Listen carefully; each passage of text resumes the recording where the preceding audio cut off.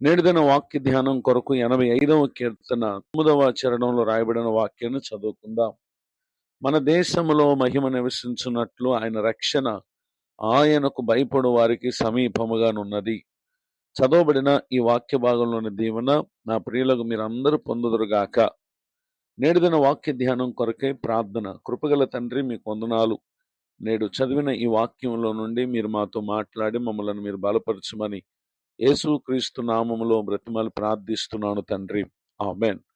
చదవబడినటువంటి ఈ వాక్య భాగమందు మన ప్రభు అయిన యేసుక్రీస్తు వారు ఆయన మనకు రక్షణ అనుగ్రహించినటువంటి దేవుడు. కాపుదలను, భద్రతను, క్షేమము అనేది ఆయన నుండియే మన జీవితంలో మనం పొందగలం. అయితే ఇవి ఎవరికి సమీపంగా ఉంటాయి అని అంటే ఆయనకు భయపడేటటువంటి వారికి సమీపముగా ఉంటాయి. ఎందరైతే ప్రభువుకు భయపడతారో ఆయన వారిని నిశ్చయముగా కాపాడేటటువంటి దేవుడిగా ఉంటారు.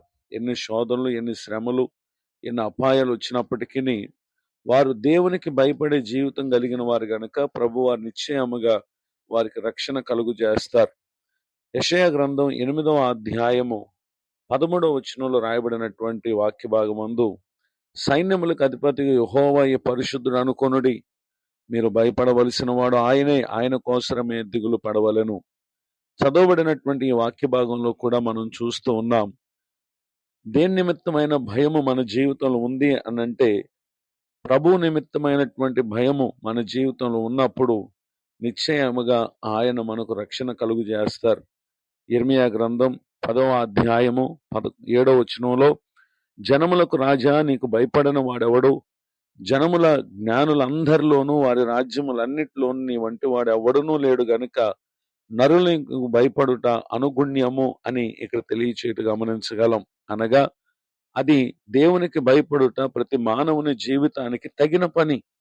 సో నిశ్చయముగా ప్రతి ఒక్కరు కూడా ప్రభు పట్ల భయభక్తులను కనుపరచాలి. ఎందుకు అనంటే ఒకటి, ఆయన రక్షణ వారికి సమీపముగా ఉంటుంది.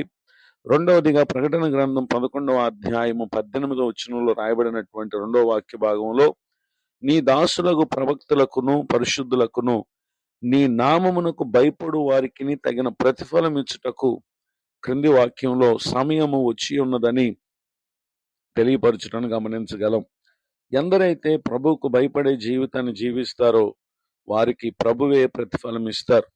ఈ మాటలు వింటున్నటువంటి నా ప్రియ సహోదరి సహోదరులు, మీలో ఉన్న భయం దేవుని పట్లనా, లేక మీరు ఎదుర్కొనేటటువంటి సమస్యల నిమిత్తం, లేక స్నేహితులను బట్టి, పలు అనారోగ్య సమస్యలను బట్టి మీరు భయాందోళనలో ఉన్నారా?